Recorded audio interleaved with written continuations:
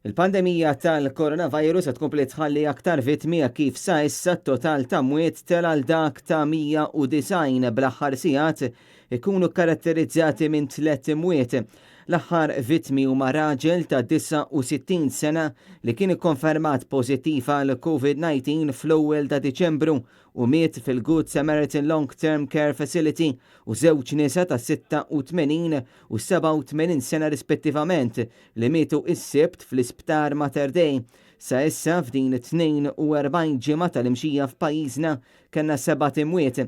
Il-total ta' każijiet ġodda ta' coronavirus fl-aħħar sigħat kien ta' 93 fil-waqt li fiqu mill-virus 97 persuna, bekk it-total ta' dawk li fiqu huwa dak ta' 9978.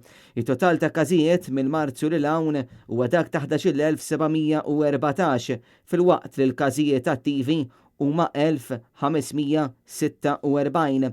Mill-każijiet li tħabbru is-sibt 13 kienu qraba ta' każijiet diġà magħrufa, 3 każijiet li kellhom kuntatt fuq il-post tax-xogħol, 2 li kellhom kuntatt dirett u 3 każijiet li ttieħdu waqt attività soċjali.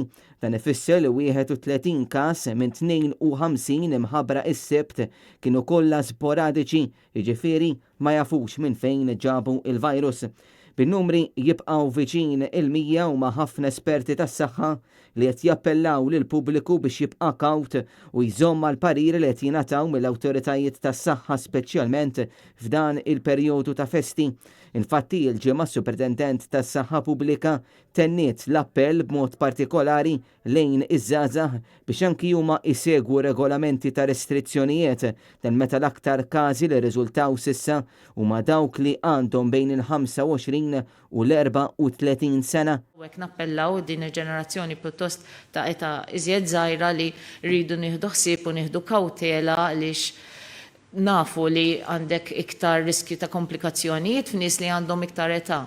Però jista' jkollok ukoll komplikazzjonijiet fiż-żgħar, jista' wkoll ikollok long haul symptoms li inti jista' jkollok sintomi wara, però wkoll għandek ċans li dawn il-nies ta' dawn l-etajiet ikunu qegħdin f'kuntatt ma' nies li huma vulnerabbli mbagħad jgħaddu l-virus lilhom. James Aronellu, Net News.